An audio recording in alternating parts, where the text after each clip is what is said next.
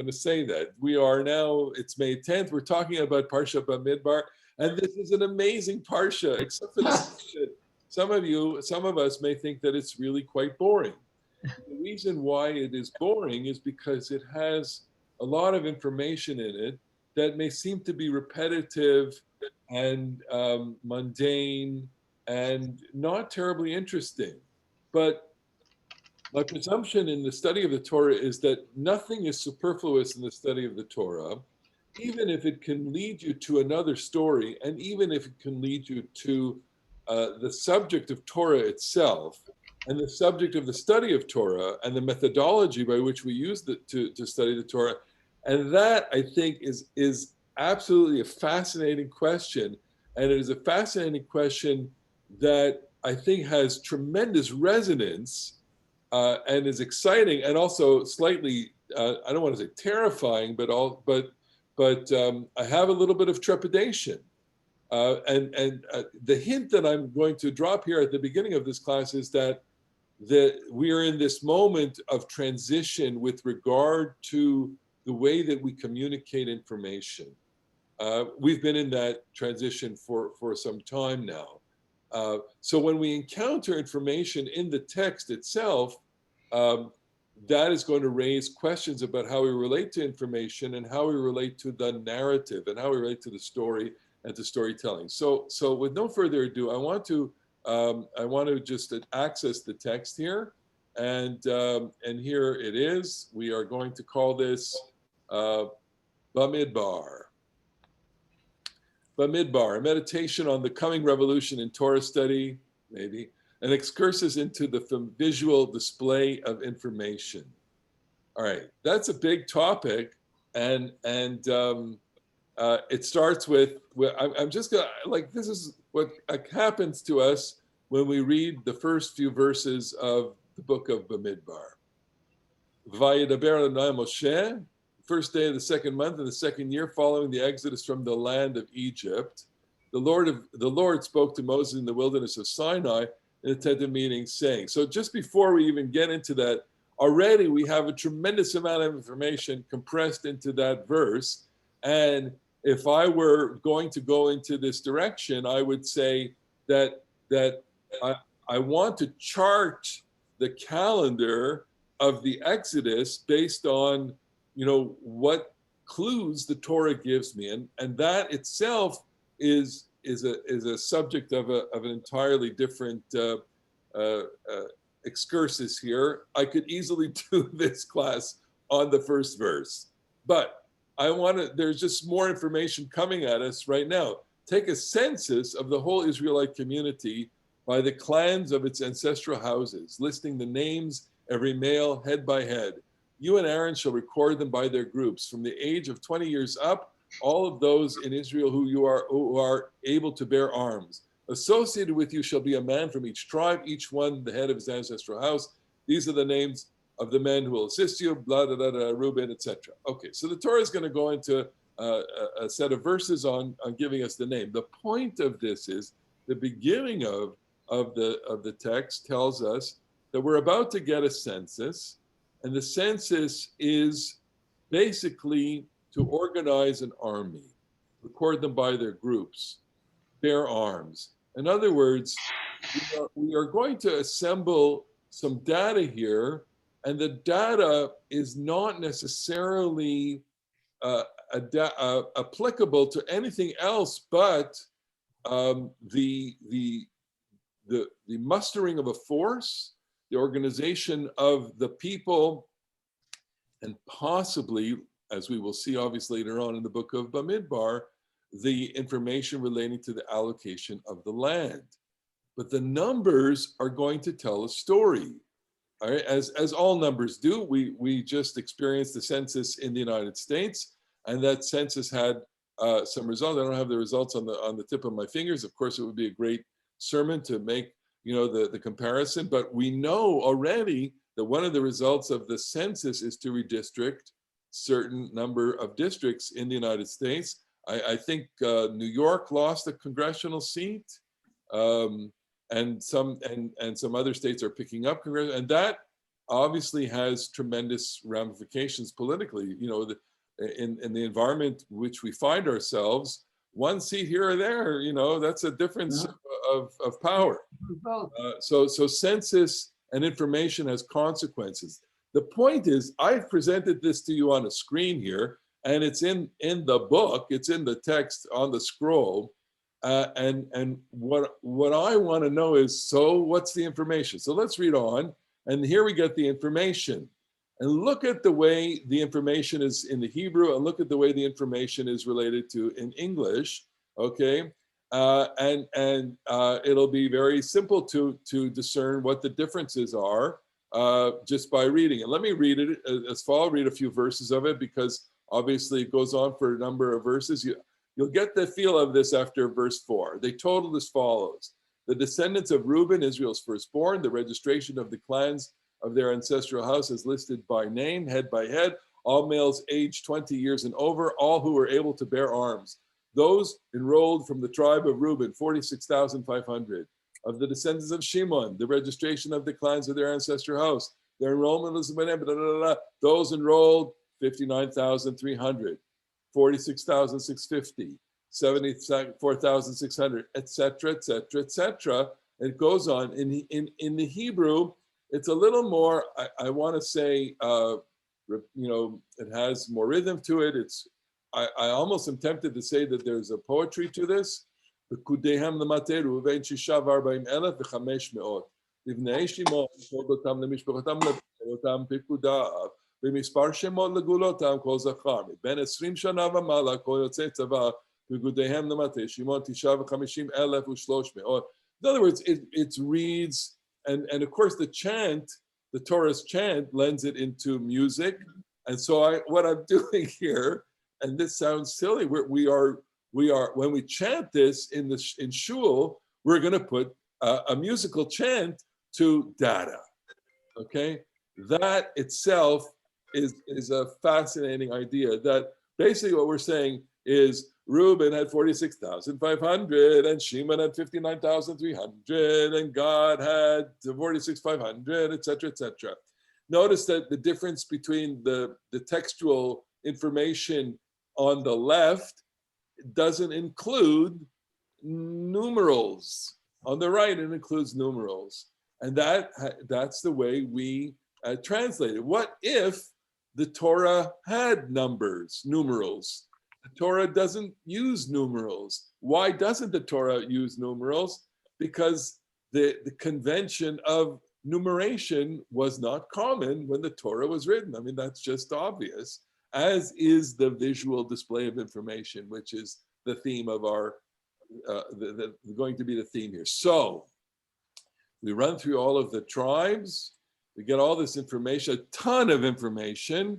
It's overwhelming, this information. My brain can't handle this information on the first go. I'd have to read it over and over to memorize it. And of course, many people do memorize it, certainly Torah reading, B'nai Naphtali, etc., etc. And then the bottom line, all who were enrolled came to 603,550. So that's the number. I'm not going to address the reality, the historical reality, or the symbolic nature of the number. I really don't know how to answer the question. We've talked about it in the past. You know, does this number really represent the amount of people? How do we relate to it historically, archaeologically? Big questions. And I think that the biblical scholars are divided and rather stumped on this question altogether. What does it mean? Does it represent the people coming out of Egypt, you know, or not? Answer, ... I don't know. Okay. However, the Torah says it, and so we'll take it. We'll take it as a presentation of information. I'm asking the question then, how is not what does it mean, but how is the Torah conveying this information? And what is the meaning of that conveyance of this information?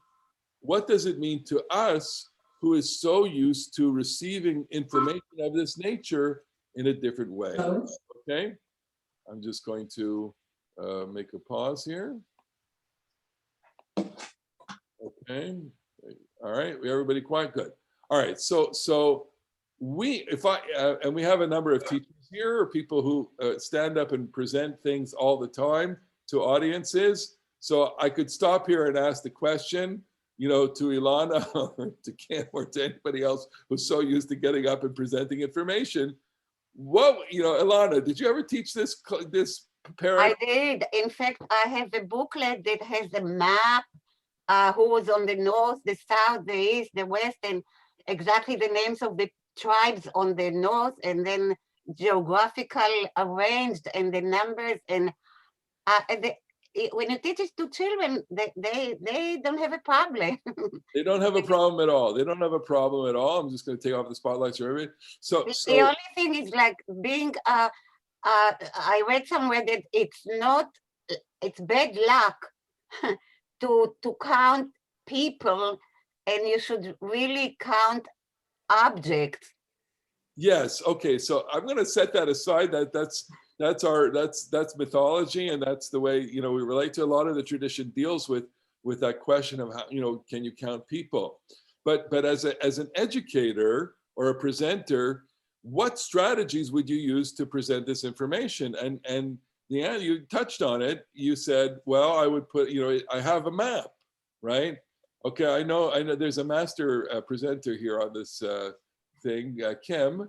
I'm gonna ask you to unmute here. Okay, I've just given you a bunch of data. Okay, so what do you want me to do, or what would you do if you had all this data and you were doing something like I'm doing, which is conveying information to an audience?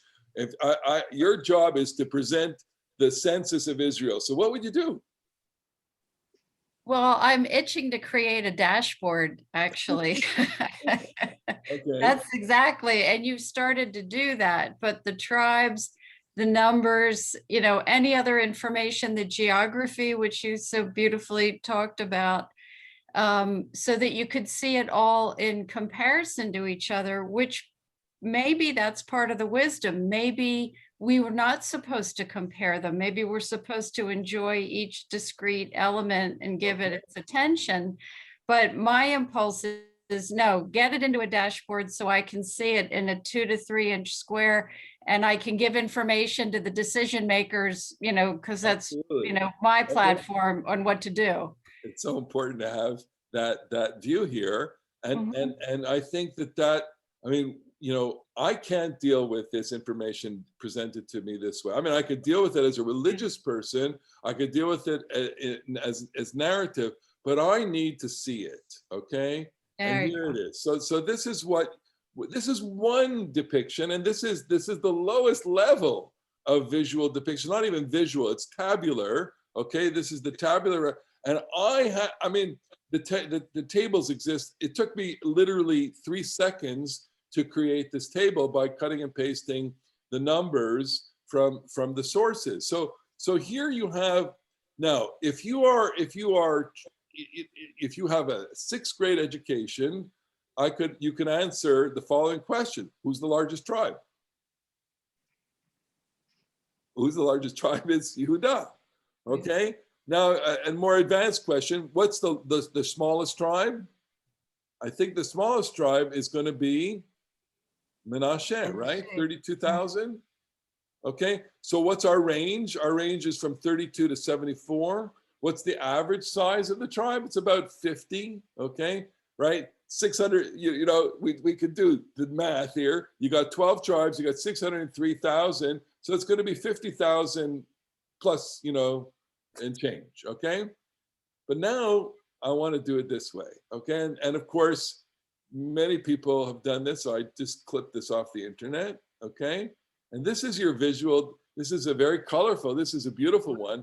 Some of them are only in one color, but this fellow, this is Eli Sabla. He's a Christian, Bible writer or whatever. And it's fascinating that there's just so much material like this on the internet, because Old Testament study is very, very captivating, obviously. But look at the different, so this tells you the story in a way that is very compelling.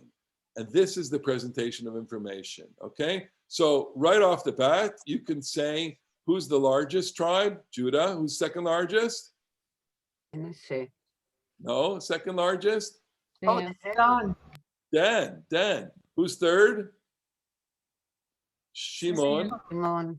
And then it goes to Zvulun. It's going to go to Issachar. It's going to go to Naphtali.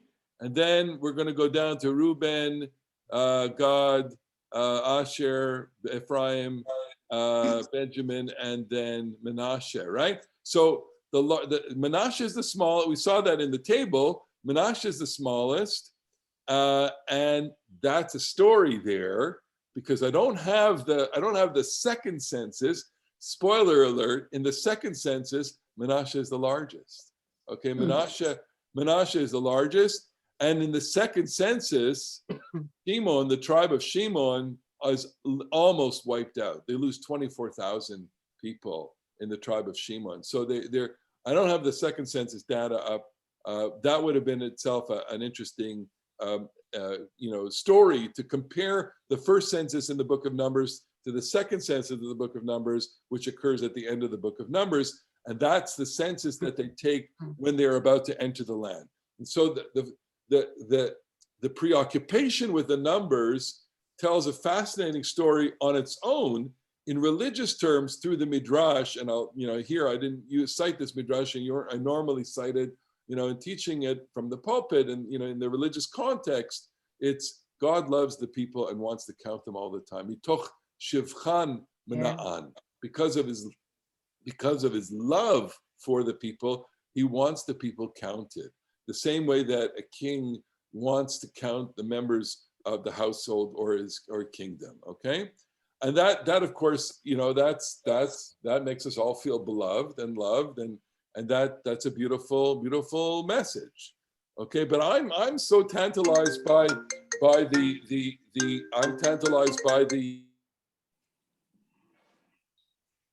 Muted yourself. Oh, you're muted. Rabbi, you muted yourself. You're on mute. Sorry about that. I am tantalized by the visual display of information. Okay, and so we go on. How about this form? This is the tribes of Israel. Okay, in a pie graph. Now the people who do this for a living will tell you that pie graphs are useful if you have strong variance in the quantities, right? Because this doesn't really tell us a story other than a very important story that, one is that Judah is the biggest, 12%, and that most of the tribes are equal. And that is a fascinating story. Judah will become predominant in the later history of Israel, and I think that emerges really as a strong motif in the Bible. But that the fact that there's little variation between the relative populations of the tribes essentially tells you that all the tribes are equal. Now I don't have a pie graph for the population of the United States by states, but through just reading the news and just by what's the most populous state in the country? California. And what's the least populous? Well, you can pick any one of the Midwestern states, and you could say, that you could do this depiction of information in a different way. And Bob, you'll pull up a graph of the United States for me, okay? I know you always send me texts during the class of information. I love to see a piece of a website that visually depicts the population distribution. Not on a pie graph, but probably on a map. Okay, so what's the idea here? Well, here we go. Why doesn't the Torah use the visual display of quantitative information? It's obvious. It didn't exist. So this prompted me to ask the following question. So Taka, when does visual and display of quantum information develop? When do we get this? And here's the dean of this whole study is Edward Tufte. I happen to own this book, okay? I got this book from the late Bernie Novick, alav shalom, Visual Display of Quantitative Information. This is the Bible on this subject, Okay, this fellow, Edward Tufte, taught at Princeton University, not far from here. Okay, Princeton has some tradition in statistical and information science. The use of abstract non-representational pictures to show numbers is a surprisingly recent invention, perhaps because of the diversity of skills required, the visual, artistic, empirical, statistical, mathematical. It was not until 1750 to 1800 that statistical graphics, length and area to show quantity, time series, scatter plots, and multivariate displays were invented. Long after triumphs and of mathematical ingenuity as logarithms, Cartesian coordinates, the calculus, and the basic of probability theory.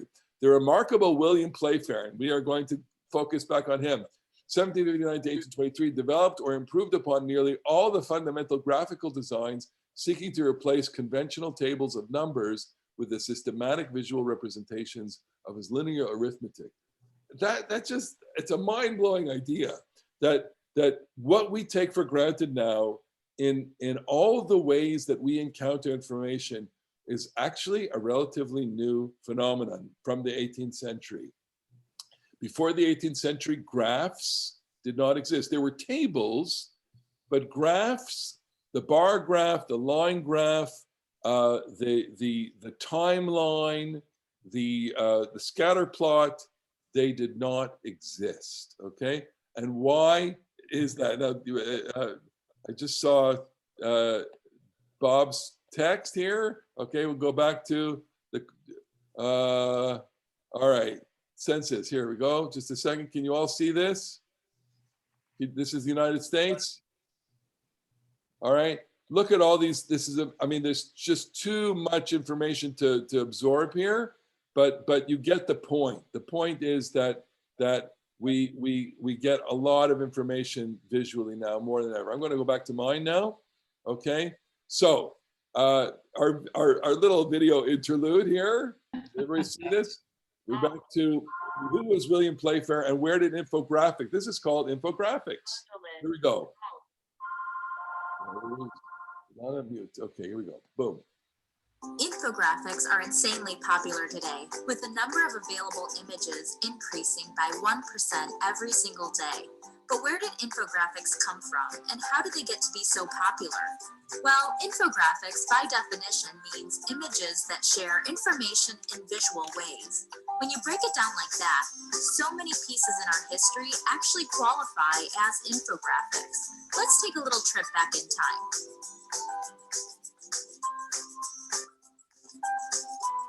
Think about the drawings on cave walls or the hieroglyphs in ancient Egypt. They represented letters, words, and full sentences with images alone. The 1600s were a time for cartographers. These map makers put the world into a detailed and visual layout. It was also a time for icons and objects to be used to identify locations. The first instances of infographics, as we know them today, as data made visual, dates back to the late 1700s with a chart of wheat prices and labor wages. The creator, William Playfair, might be considered the father of modern-day infographics. He invented line graphs, pie charts, and bar graphs. In 1802, we see this visual of Mount Chimborazo in Ecuador that shared multiple types of information on a specific topic. This was one of the first examples of unique infographics. In the 19th century, pie charts, graphs, and even 3D visuals were popular in newspapers and in political campaigns to represent lots of information. In the mid-20th century, more data visuals and infographics were created, but for the first time through the use of programming software and computers.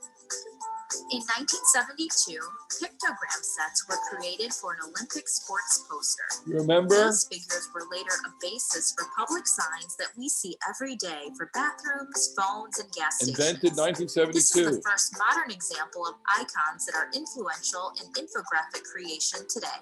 By the late 1970s, more and more professors, government institutions, and journalists were polling and gathering data to turn into infographics for newspapers, publications, public flyers, and posters.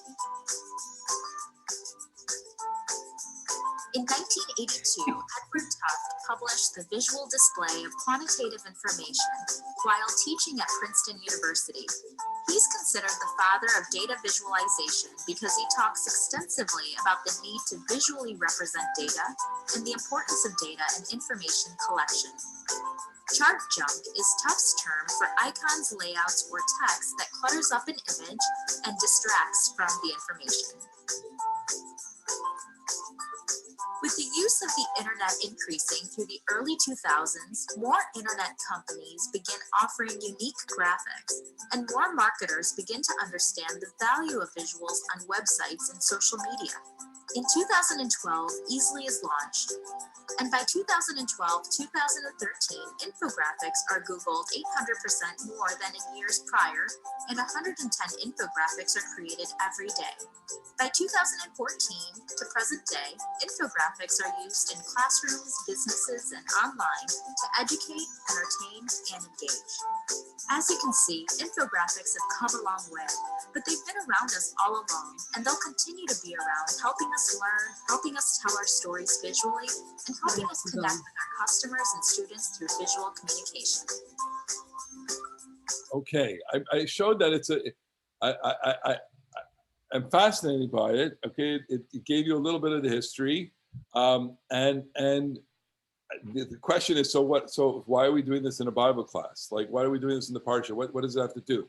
It has to do with the way we tell the story, and that is what's going on. The Bible presents all this information in a textual way. It's not until the 18th century that we get visual depiction. The tools were there, but people didn't use them. Why? What happened? How does thinking about quantum information change? And here, this is another Princeton person, Howard Weiner. So the key sentence here is, nowadays, I'm going to just make it larger. Nowadays, with illustration at the core of almost all forms of communication, it is difficult to comprehend that an 18th century academic would have shown no enthusiasm for pictures to communicate economic data. Readers were accustomed to persuasion by rhetorical means, and illustration in serious writing was viewed with suspicion. It would have been unthinkable to introduce pictorial material to bolster an argument where tabular presentation would have been seen as sufficient and certainly more accurate. What that means is, what that means is that the people viewed visual information with skepticism. People were much more oriented their minds and their thinking with the text. They thought about text in ways that we simply do not think about that. Readers were accustomed to persuasion by rhetorical means. You did not have to put things in front of them. Illustration in serious writing was suspicious. It would have been unthinkable. Okay? Complex technical skills and disdain for convention, improvidence, and brashness. This was William Playfair. William Playfair was a very, what I've learned about him in the last 24 hours is that he was quite a character in the 18th century.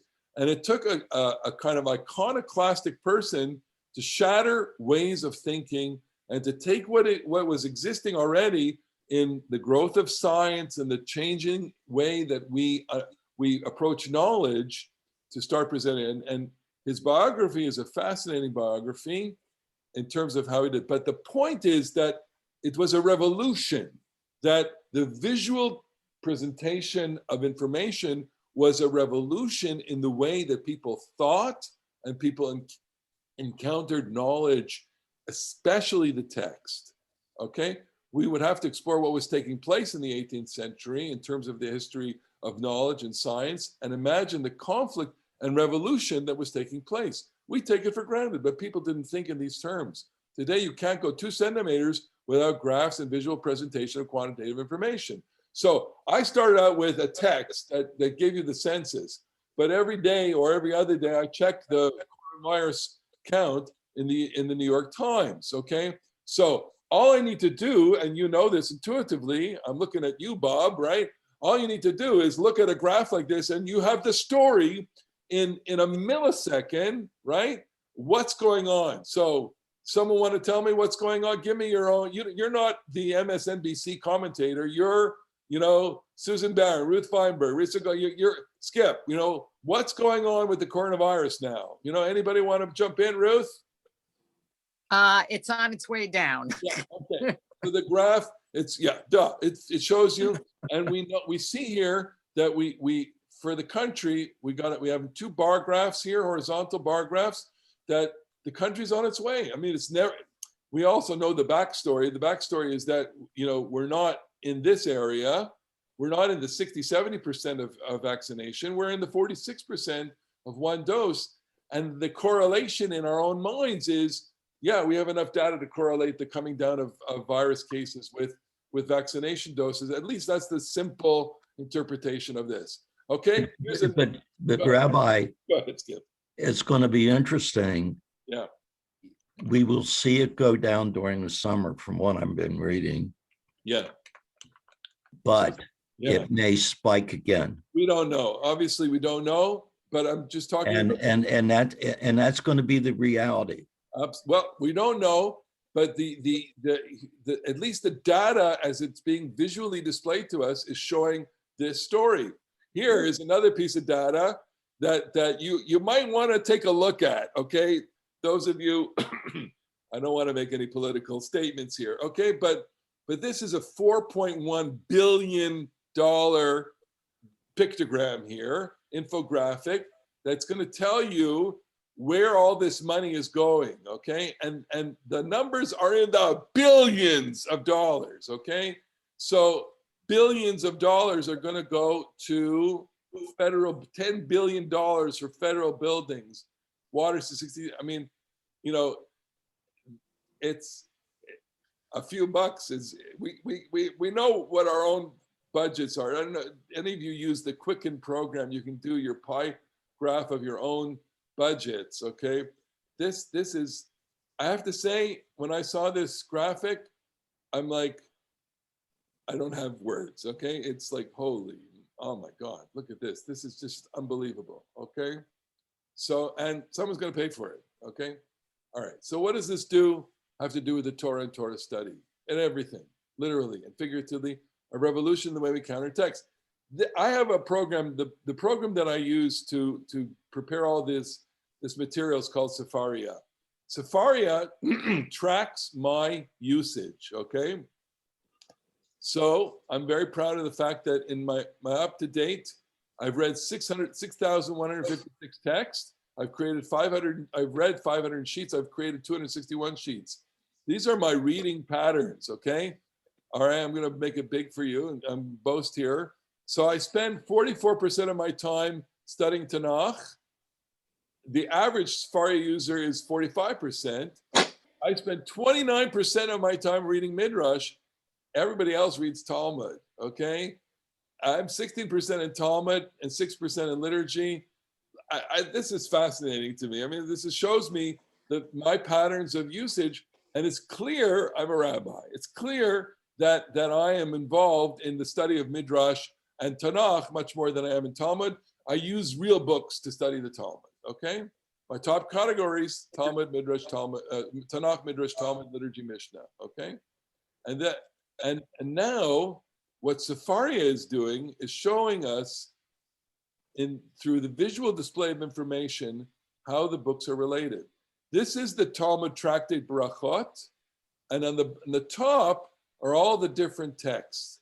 So what Barachot does, it shows how on every page, 25b, 30b, you get citations from. So where are the most things being cited? So early on in the tractate, I'm getting a lot of citation from the latter part of the book.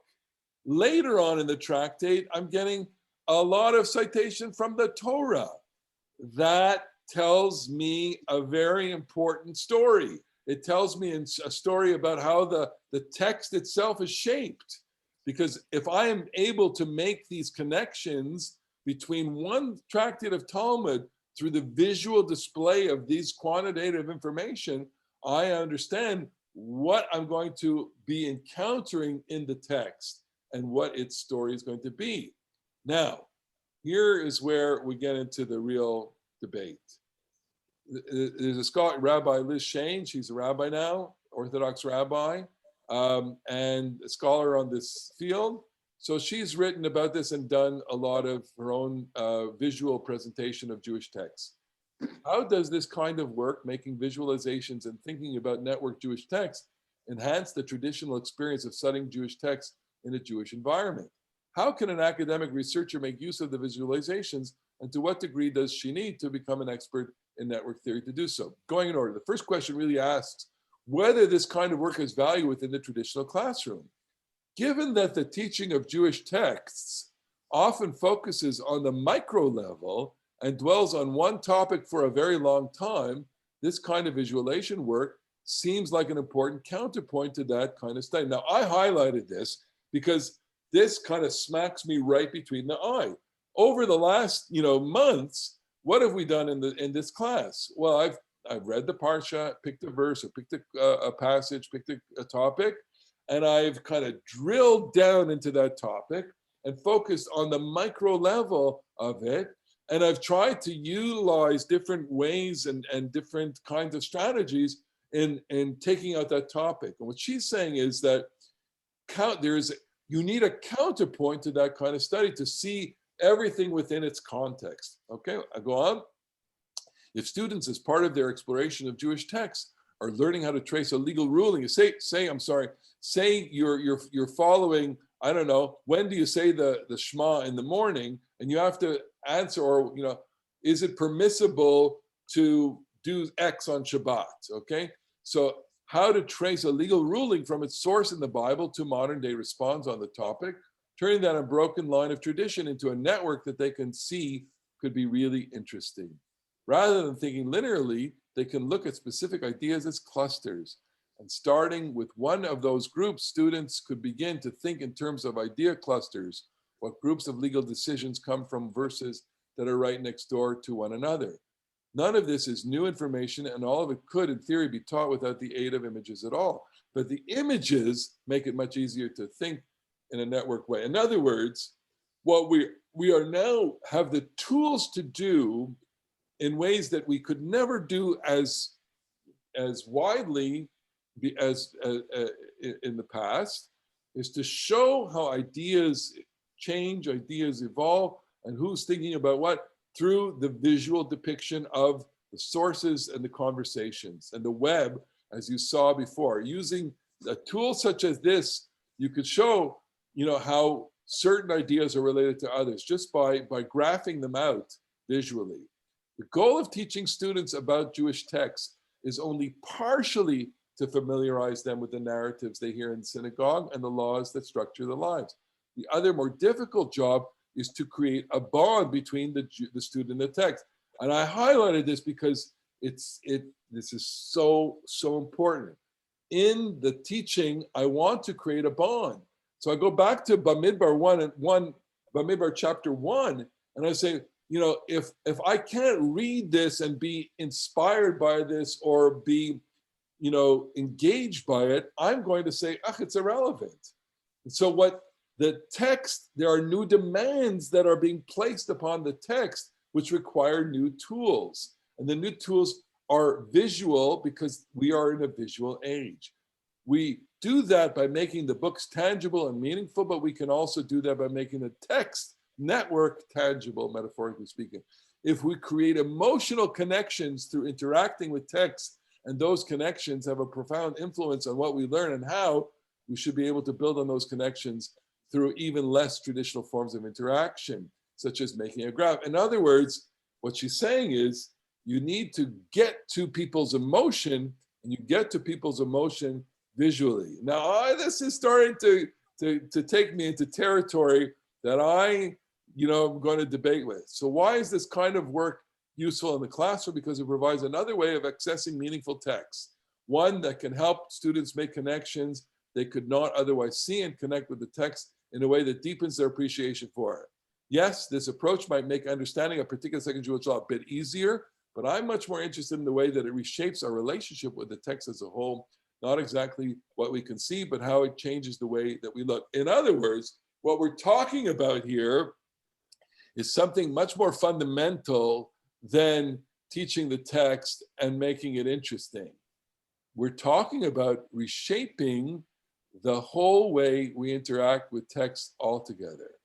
So this is what's coming at us. And this is, this has my little radar, up, which is, wait a minute, what you're trying to basically set aside the traditional apparatus of Torah study for the new apparatus, all of which is great. It's great. I would say, as a teacher, here I'm using this material, I'm using this apparatus. The more ways that we can make Torah accessible, the better. The more ways that we can make people engage, the better, okay? But now the question becomes a much more subtle question. At the cost of what? And at the expense of what other interactions? And what is really being taught? Are we really talking about a disruption here? Is this disdain for convention, brashness? This is like Playfair. In other words, in the 18th century, he basically said, the hell with all of you, the hell with all of your texts. I'm going to make a graph, and I'm going to change the way we understand information. And you know what? He and a whole zeitgeist did that. He was successful, obviously, and it's on steroids to this day. You cannot, it's indispensable, okay?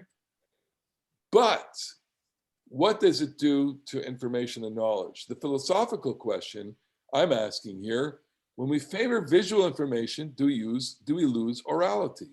Does visual information build relationship? Does it build community?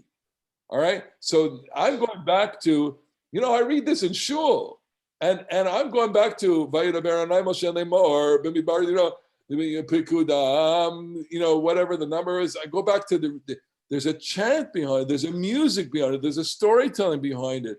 And I'm alive even the most boring material comes alive when you chant it and you shape the community in the oral presentation of the textual information, and you live inside that moment, you create community.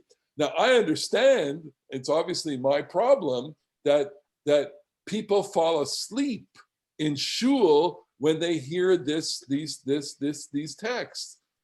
That is a central problem in religious life. You take the traditional text and you're saying, chant it and love it, enjoy it, interpret it musically, and people are saying when is it over? I want to get to Kiddush already. That's basically the dynamic. Here's the punchline. Here's where I think we start to see the value of making visualizations and knowing network theory. This kind of research is useful for, and this kind of blew me away here, destroying the linear thinking that narrative usually invites. Right? Wait a minute. I don't want to destroy my narrative. You think I have linear thinking? Hey, wait a minute. Rabbi Liz Shane. No way. I have a whole imaginative life with narrative thinking. And what here's the conflict. This is where we're getting a collision. The collision of narrative, textual narrative versus visual narrative is a collision of civilizations. It's a collision of culture. Okay? It's a collision of narrative, oral narrative versus visual display. Database thinking has similar results in theory, but is comparatively useless to us as human beings in practice. We can't read databases, fine. We can have tools that can, but what we end up reading realistically is seeing is the visual representation of the connections that are not apparent, which are visualization breaks narrative. And sometimes that's what we want. Okay, so I'm going to tear my clothes now, sit Shiva and mourn for the end of narrative. I don't want to break narrative. I don't want, I mean, I'm bombastic here and doing it pedagogically. So wait a minute. Are you saying to me that this is the future? That I am now, that when I encounter a text through a book, I need to now quantify and explore it visually at the expense of narrative? No, I think we can have it both ways, obviously. She's writing, we want to break out of the narrative approach. For example, the corpus of Jewish texts as a way of rethinking the legal, cultural, and social influences that the text I want to. So if I would invite her and I would ask her, I say, wait a minute, but narrative does something. Narrative creates community. Narrative creates experience. The visual experience is, I think, and here I can engage with many of you on this debate here, is the visual a personal or a collective experience? Now, many of us can engage with the visual representation of the data at the same time. Does it create community? So in moving from text to visual representation, are we breaking narrative or are we creating something else? When we break out of a narrative approach, are we leaving the textual tradition in shards and building something else? Will the pressure to stimulate visually require an equal and opposite pressure to stimulate through audio, through narrative, through music, chant, storytelling, discussion, argument, and interaction, conversation? So I'm going to propose a synthesis. The visual presentation of information is a new tool, 250 years, but through technology, it is renewing constantly at a rate of change beyond our comprehension. There will be as many new ways to see the Torah as there are people who create them.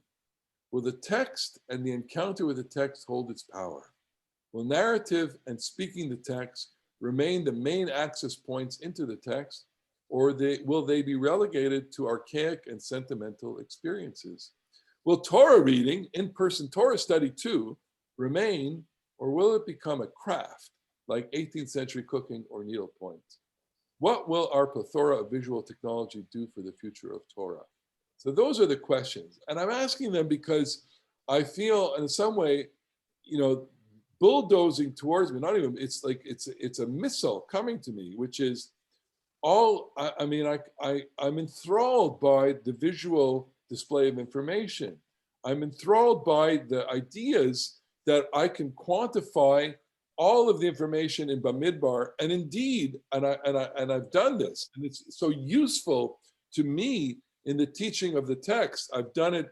I love to sit and look at a text, break it apart, ask some statistical data about a text. How many words, how many letters, how many vowels, how many consonants. I've done this constantly. You've seen me do this. And I've shown you texts, we've explored like the story of Yitro in color-coded ways where one thing balances the other. And all of that enhances my Torah study in ways that I think were not accessible to previous generations. Certainly not accessible technologically, but certainly they weren't even inclined to these kinds of questions, okay? I'm inclined to these questions because I want to see the structure of the text. I want to see how the structure enhances its form, and I want to see what it's doing to me, but I'm not losing sight of the fact that it's a narrative and that it's a story and that the story has to live in the community and that the story shapes many, many stories. And even, and here's my kicker, even the most boring little details of the Torah, such as we find in Bemidbar, yield fascinating pieces of information, yield fascinating narratives, and create a dynamic and a tension between the reader and the text itself, such that I'm able to now create another set of stories about the development of the people. I want to create a set of stories about the difference year 2 and year 40. I want to tell a specific story about Shimon and Menashe, a tribe that becomes a huge tribe and a tribe that nearly gets wiped off the map. I want to tell a story about the equality of the tribes, the relative equality and the relatively minor deviation in terms of the numbers. All of that is important, and I get that from the text. And I want to sing the text. I want to listen to the text. I want to enjoy the text. I want to feel that I'm participating in a moment beyond myself when I'm engaged in the study and the reading of the Torah. The reading of the Torah is, as my good friend Morty Schwartz says, it's a liturgical act and not a didactic act, not a simply to read for information. It's for worship. And so when I read for worship, I'm having a different experience and I'm creating community. I don't get the same meaning out of the visual depiction of the information. I get a lot of other things, but I want to know what's going to happen to community. So I'm gonna stop here. I'm going to ask you to weigh in on this, people. Okay, what do you think? Rabbi? Yes. I just want to say the general connection to the idea of the visual, big push now, it takes about 20, 30 years for a lot of this thinking to reach the classroom, is for students, instead of doing their traditional paper, to present their paper in a visual way, in a multimodal way. And it's just amazing how some students that really have trouble with the writing, not that they don't need help or need to do that, but how successful they are when they're presenting this information in a different way. So that is fascinating. And I have to say, I encountered that now with bar mitzvah and bat mitzvah kids, because what I've learned, and this is literally over the last, I'm thinking 5 to 10 years. I'm not going back 20 years, but there is, I don't know where it happened, but there is a difference in the way kids present. And I almost wish that, on Shabbos, I could have a whiteboard and a screen and have the kid do the PowerPoint and do the graphs and charts and what, because that's how they're learning. That's their idiom and that. And so I literally feel this now when I am, I want to say forcing a kid to do a Devar Torah. I'm really in a cultural collision. I'm in a, because sorry, there's just a little background here. I'm in a cultural collision because kids are no longer are doing that. Everyone, I mean, if you've ever seen a TED Talk, right? A TED Talk is full of graphics, it's all about that. And by the way, so in the non-Orthodox and non-traditional communities, sermons are now TED Talks. Okay, the most successful progressive congregations are where the rabbis are able to point to a screen, do their sermon in an interactive way with the congregation, in a similar way to the way that I've been trying to do these classes, with visual depictions, because I realize that you can't hold people only with, again, Martin Luther King Jr., the best orator ever, would not be able to hold.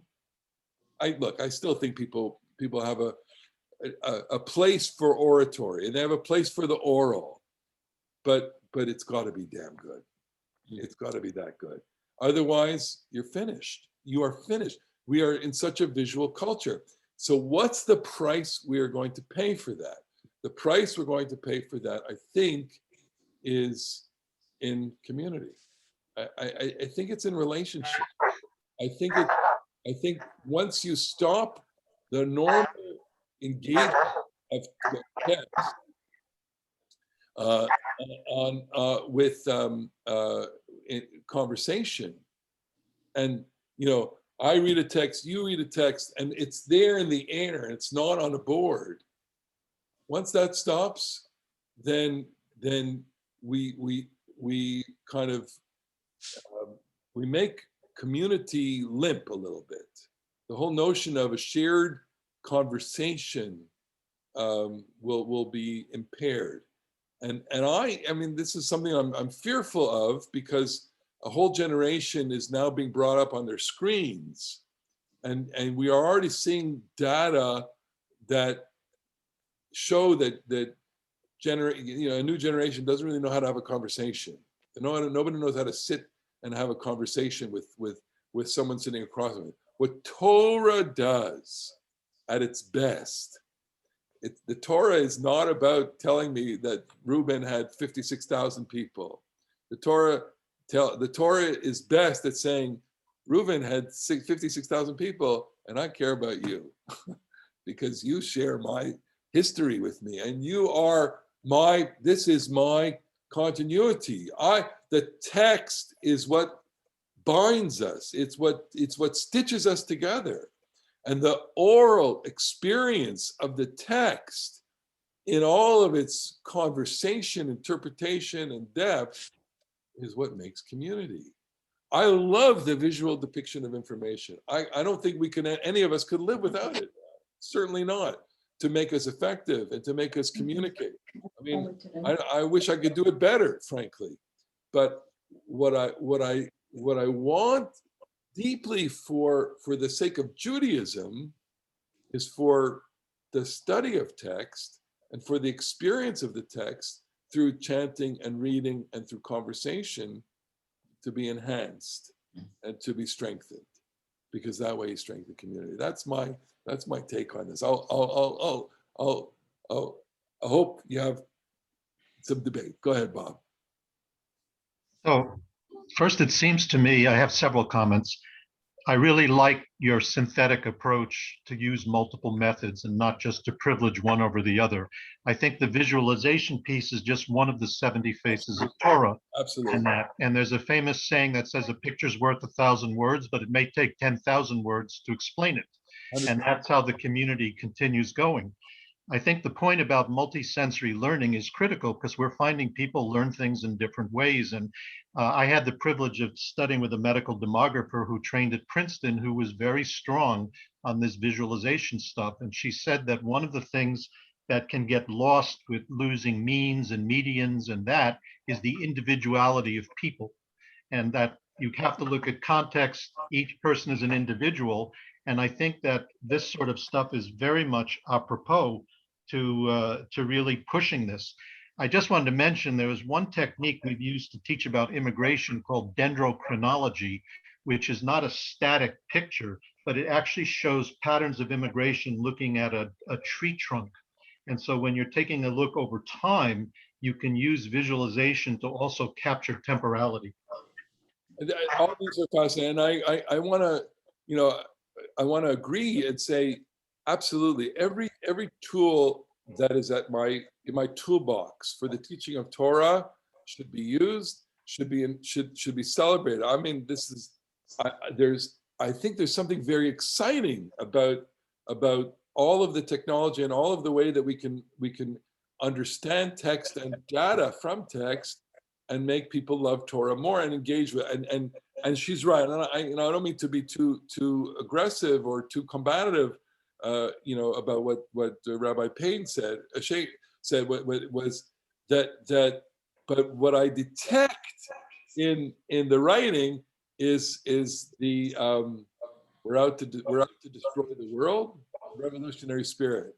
We're out to shake down the foundations of your understanding, and it doesn't really provide anything in return. I don't want to categorize that on any part of the political spectrum. I'll leave that out. But when I say whenever I encounter the revolutionary spirit with regard to shattering things, I want to know what's going to be there in return. Bob. One other thing, I mentioned this to Skip yesterday in an offline conversation. I heard a rabbinic interpretation in Bemidbar about the dismantling of the Mishkan by the Levites and then the subsequent reconstruction of it, and saying that perhaps also what's being said here is that we don't destroy what was before, we dismantle it, but then we reconstruct the study in a different way. And that there's a really interesting commentary on the role of the Levites. So that's very nice. I like that. Nice little touch. Go ahead, Sheldon. Rabbi. Sorry. Skip. So one aspect of the Eitz Chaim that seems to have been lost was the pictorial. In the Hertz, there were some pictures, but if you look at the art scroll, you got all kinds of pictures in there. Whether it's a timeline of the ancestors, whether it's the pictorial of the Kohanic clothing, whether it's the pictorial of the altar.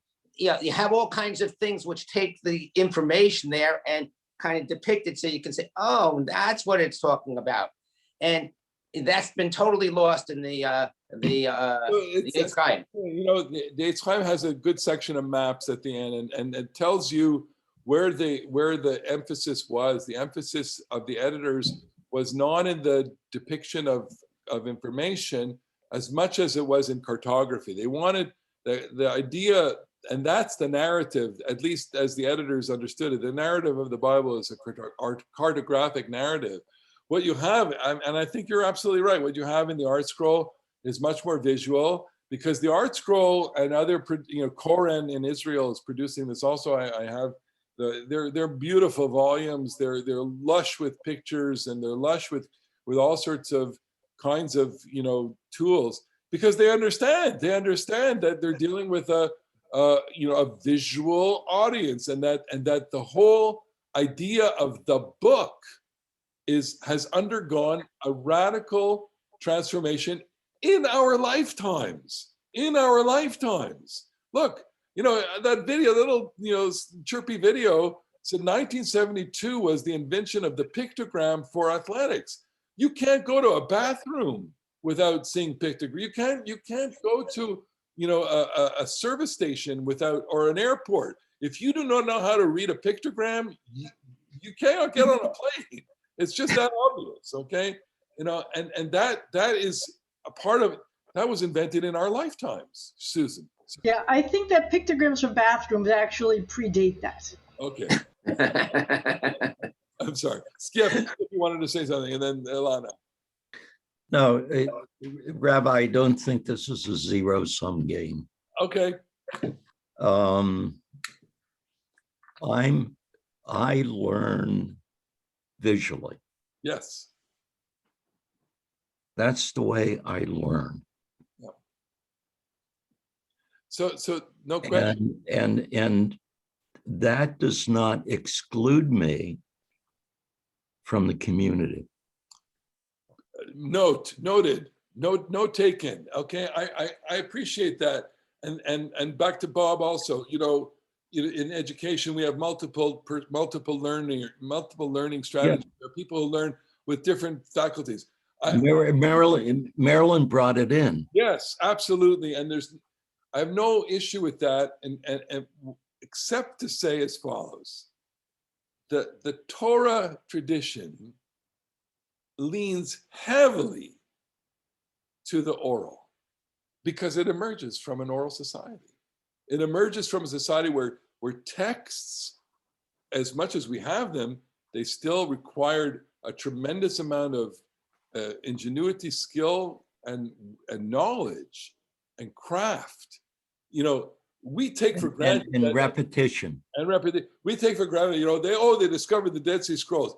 The fact that there were so many scrolls in the Dead Sea ought to blow our minds away. Okay. And the fact that they still exist today, next time you go to Israel, you need to go to the Shrine of the Book. You need to see the Museum of the Scrolls. I've been there. You've been there. So what you are seeing there is the excitement, the encounter with the text, it's at the core of Judaism.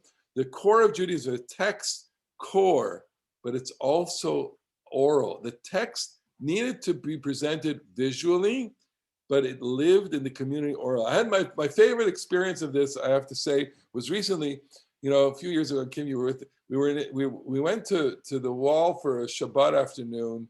I went, and of course it was on the men's side. So in one of those little cavern areas, someone was reading the Torah, okay? So he was reading the Torah, and it was, I don't know what Parasha it was, and he was just shouting it. He was shouting it. And Yaakov was with me, and I looked to Yaakov, I said, what's the problem here? What's going on here? Why is he screaming the Torah? And what I could see was this man who was reading the Torah was delighting in, as if God were speaking directly through this, okay? And the emotional part of that was I want you to experience this. I don't want you to listen to it. I want you to experience this. That's what I'm talking about. Now, it's hard to do that visually. You know, I have Kim here. Kim does this for, you know, I mean, if it wasn't for her living, it would be, right? You're constantly engaged in the visual presentation of information, okay? Now, you do it in a way to convey material to people and information to people. They form small communities when they are gathered around, but then they're gone, okay? But Rabbi, what I'm saying is, for a person who learns through visual experience. Yes. I mean, not the pie charts, not that crap. Don't underestimate. Okay. No. But for a person that learns through visual, yes, as opposed to narrative. Yes. So I agree with you, and what I'm going to say is that there are people who learn visually. There are people who learn with their body. There are people who learn orally. You know, we have more than 4 educators on this. But we're all part of the community. So we are all part of the community, and what I'm saying is that yes, you're absolutely right. I'm not excluding it. What I'm saying is that the traditional culture of the Torah emerged from the written text and the oral text, or oral. That's all, and that it understood intuitively that that's what builds community. Now we will see. We're in an experiment. We're in a cultural experiment now in terms of what the visual experience of information is doing. My preliminary results are not encouraging. Okay, because what I'm saying is and here I'm not excluding the fact that in a classroom you can build a community, but if I am alone on my screen getting my information that way, I don't need anybody else. But if I am with a text, I could certainly read a text by myself. Rabbi, Yeah. I will not go there. Okay, fine. that is not my shtick. Go ahead. Ilana, change the subject. Go ahead. And you have to unmute yourself. All right. Mute Ilana. Oh. Press the space bar. There's a little microphone. There you go. I just wanted to show what we do with students from 6th to 8th grade in school. Yes. Perfect. I don't know, but they have to create it. I mean, this is taken from a workbook. That's right. They are asked to create the whole picture of where each tribe stands around the Mishkan. The Mishkan is right here in the middle. Yes. And it shows where the tribes are standing and the numbers of each tribe. And they have to create it at home and present it to do a PowerPoint presentation for the class in groups. They work like 3 kids in a group. Also, when we want to show how they traveled, we travel in the classroom according to the order of the information in the Torah. And everybody is holding a flag or a poster or with the names and with the numbers and with all the information. So we're making it very lively, not just reading it and falling asleep. Okay, so you're a veteran teacher. You've taught this for. No, I'm still teaching sometimes for bar mitzvahs, and you know it. So absolutely, we want to. I mean, look, I did this too. I do this too. I used to do this. You know, I can't. But I mean, you want to do everything physical and emotional, and you want to create as many different connections to the content and the material and the information, so that they have as much appreciation. Absolutely, and Skip, is right, and everybody is right on this question. Okay, so and I don't want to come off saying I'm too threatened by it. I'm not threatened by it. But what I want to say is that if we make that the emphasis, the the disruptive nature of it is something that we need to take into account. That, you know, what she's talking about, what Liz Shane was talking about, was basically shattering something. You know, we have a very, very fully loaded narrative and textual tradition. You're just not going to erase that, okay, overnight. But what you can do to get more access to it is give people the tools for that. Absolutely.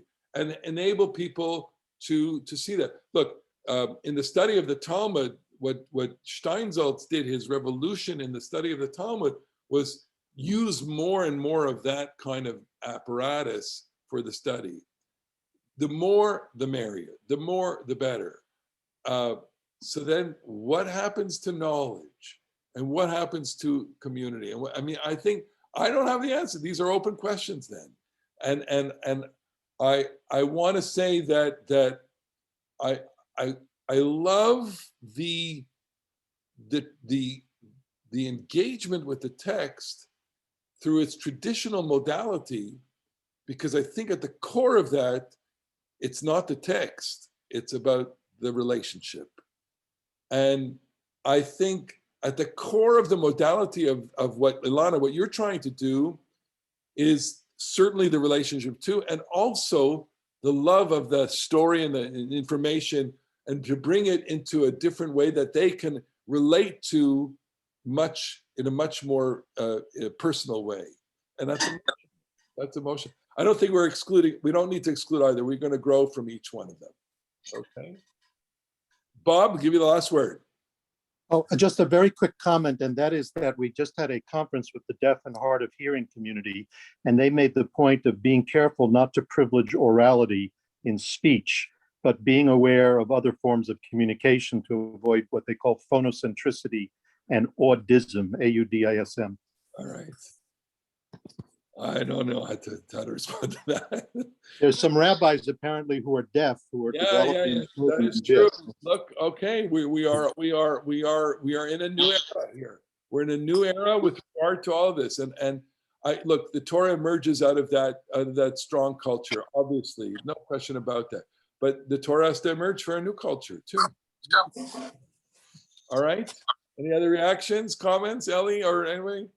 No. Okay. Kim. Oh, Hey. bottom line, this is another tool.